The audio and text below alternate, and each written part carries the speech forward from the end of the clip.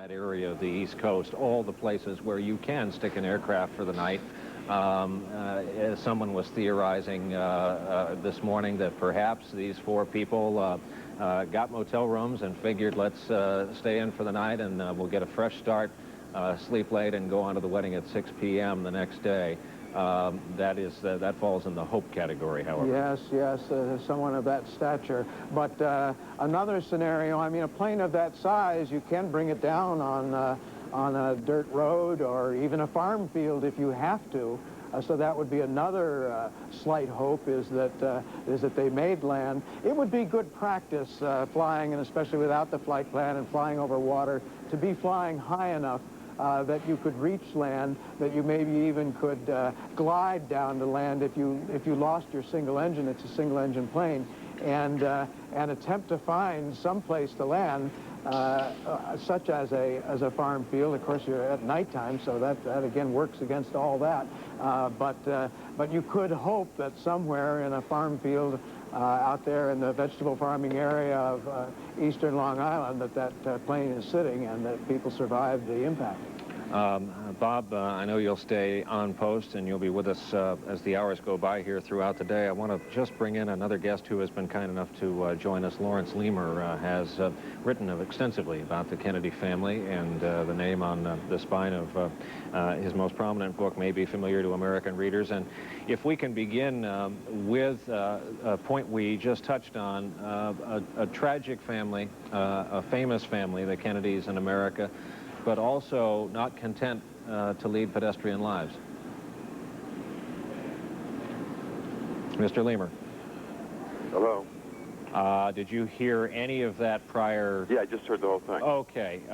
What is your explanation for a family that seems to view life well lived if it has its moments of absolute thrill?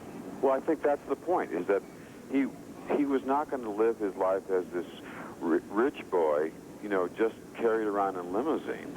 He wanted to have his whole life, and it was a struggle to do that, to find his own way. He didn't find it in the law. He found it in this magazine, and he used that. He used publicity because he was condemned to have this massive publicity, whether he liked it or not, and he chose to take advantage of it to build a magazine, you know, in which that was one of the engines that drove it. That he wanted to fly his own plane is perfectly in the Kennedy tradition. He didn't want to have some pilot just, you know, taking him around. He was going to have his own life. And I mean, he was his father's son. If you think of John F. Kennedy, should not have served in World War II with his medical history. He certainly shouldn't have served in combat. He shouldn't have served as heroically as he did. He should have been a kind of semi-invalid or sitting in Palm Beach clipping coupons, but he went on and had the extraordinary political career he had. I mean, even in the White House, the kind of health problems he had, and this is part of the legacy to his son and to all the Kennedys, that you live life fully. You try to have useful lives, and I mean, I think that's what his life is about. And one prays, still speaking in the present tense. And why is it just that John F. Kennedy Jr.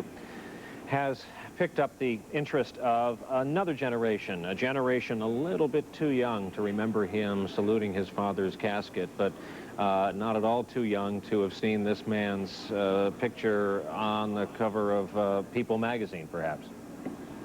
Yeah, well, yes, well, I think people don't remember him. I mean, they remember him in People magazine as the sexiest man, but that's not his legacy. Remember, his legacy to his father, it's all these, it's what is true, what isn't true. He doesn't really know, and he and his sister took the best thing of their father's life, and they tried to move forward with that, and that's why these questions about what was your father like, is this story true, is that story, it was totally irrelevant to him. He had chosen to take the noble parts of his father's character and attempt to move on with those.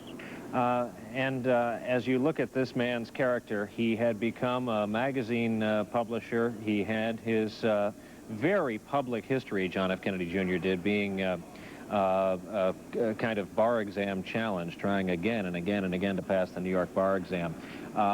What do you think was next for him? Do you think he was going to become a figure in the publishing world? Well, no, he wasn't figuring the publisher room. But the reality is, look, if some other person of his age with his background, it never could have gotten the kind of backing of a publisher. It was his name that enabled him to get this, because he knew that his name was this capital. He knew that other people were exploiting his name. Why didn't he exploit it as well? And he exploited it brilliantly. And he knew he knew how he could draw these hordes of reporters and photographers, and that could help sell his magazine. And fair is fair. I mean, that's what the world did to him. Lawrence Leamer, thank you. As you know, we're in the midst of this story, which is still, developing around us, and we want to go up to the air and talk to Ken Sanborn, helicopter pilot with NBC television station WNBC TV. Ken, they're looking at an 1,100 square mile area.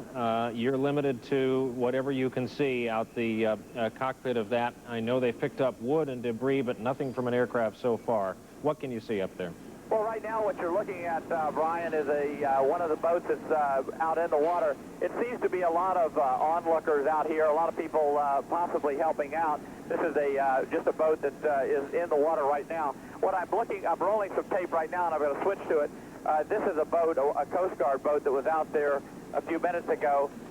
We are in the Long Island Sound, as I mentioned, about a couple of miles from the Matatuck Airport. And we're going to switch out the cockpit shot right now and show you the haze. This is the haze level. Looking out the cockpit window, you can see the haze level that we're dealing with here.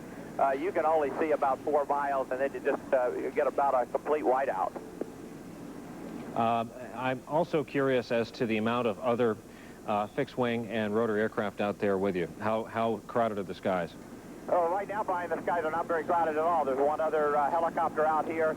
The Coast Guard helicopter we have not seen. We heard that they were refueling. There was a Falcon jet, Coast Guard Falcon jet, which is a search and rescue aircraft. That's pretty important because that aircraft was flying the coastline, right along the coastline at a low altitude. And it does that. We saw that during TW-800. They're doing that to look for the beacon. That aircraft has a lot of very sophisticated equipment on it to monitor radio signals. It also has infrared cameras, so if there's anything in the water, it's presumably going to try to spot it. And that was here about 10 minutes ago, and it was flying the coastline.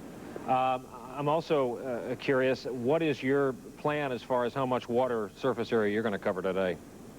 Well, right now we're going to take you back out the cockpit and show you the coastline area here to give you a little bit of a view. What we're going to do is refuel in a few minutes because we have just come from Caldwell Airport. We're John F. Kennedy Jr. left, and we're going to fly the coastline all the way out and just do a general search trying to find find any other aircraft that are out here working. But this is the coastline you're looking at right now, and we're about 3 or 4 miles away, so you can actually see the haze levels pretty bright. It is possible to be flying level at, say, anywhere from 5,000 to 10,000 feet, thinking everything is fine, enjoying very good visibility, and then encounter a haze that is right at your altitude, correct? Yeah, that's true. You know, when you get down into it, you can get into it very quickly. You can be flying along and think that everything's fine. At night, when they were out here, they would not see it. They could have flown down, descended down, and run right into a haze bank, so to speak, and almost had a total whiteout. We experienced that during TW-800. We were out over the area at 6,000 feet, and it was a similar condition. Hot summer days like this, a lot of haze. There would be periods of time where you would just fly right into it and it'd be a total whiteout. Right now, our altitude is about 1,500 feet, and you can see as we switch back, this is looking southbound at the Long Island, and this is the Matatuck area, and you can see that we're only right now about a mile away from the coastline, and it's very difficult to see it. Does this kind of deputize other aircraft in the area, other boats in the area? Is it an informal system that they start searching themselves? I think it is. I think that a lot of people are just, curious. I don't know that there's any official area that, any official word that boats are going to be deputized and just go out there. I think that there are people who are just out looking around, and I have not heard anything to indicate that they have had a mass exodus of boats that are coming out here to help in the search and rescue. I got to take this now. Ken, thank you. Ken Sanborn from a few thousand feet above where this rescue is going. And